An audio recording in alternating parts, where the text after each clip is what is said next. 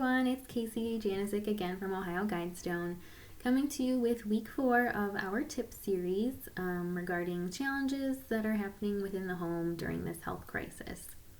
This week we're going to be talking about developing and maintaining structure and routines within the home. So our first tip is to make sure you've laid out clear expectations for your children. Having specific and consistent rules within the home creates predictability and structure, and children do best with routine, and they often feel safe and less stressed when they know what to expect and when they know what the consequences of an action might be.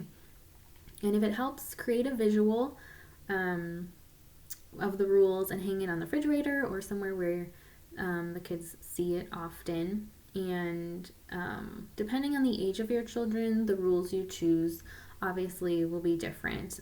So for example, if you have a 4-year-old, you're going to want to keep the language of your rules very simple and maybe only do like 2 or 3 basic rules. So for example, you could do like clean up your toys when you're done playing, use walking feet within the house, or keeping your hands to yourself. So very simple rules like that. But if you have older children, you can use more complex rules, more than a couple, and these can be, maybe around taking turns with electronic devices, rules related to chores and schoolwork, and also, attitude and how they interact with you. So these will be different based on the age of your child, and also, what you find necessary in your own household, because every household is different. And make sure when you are implementing rules that you word them in a positive way. So, for example, instead of saying, don't run in the house, we want to say, use your walking feet, because we want to teach the kids what we want them to do, not what we don't want them to do. So remember to go over the consequences of breaking the rule before you implement them. So kids already know off the bat, what's going to happen if they break this rule. So they're not surprised when there is a consequence. And go over these often so, they do remember them. And you also remember that you're going to implement a consequence based on that rule. And remember to be flexible. Have realistic expectations for yourself. Forgive yourself if you make a mistake, or if you try a rule and it totally doesn't work. That's okay. You don't always have all the answers, and none of us are perfect. So, second, you may have had a pretty good set of structure and routine and rules before schools were closed and activities were canceled. But this may be a whole different way of living for your family right now.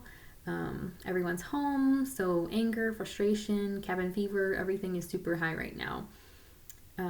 So if this is the case, take a look at your typical rules and your typical routine for the household and kind of ask yourself if maybe there's anything that might need to be changed for a little bit, or maybe some things that don't really make sense as a rule right now. And kind of ask yourself, what do I want my household to look like during this time? What makes us function well? And then kind of have that guide you into making your, making your rules and structure so that you can have a happy, stress-free home environment. So, for example, maybe screen time is typically limited during the week, during school days, but maybe you can be a little more relaxed with that.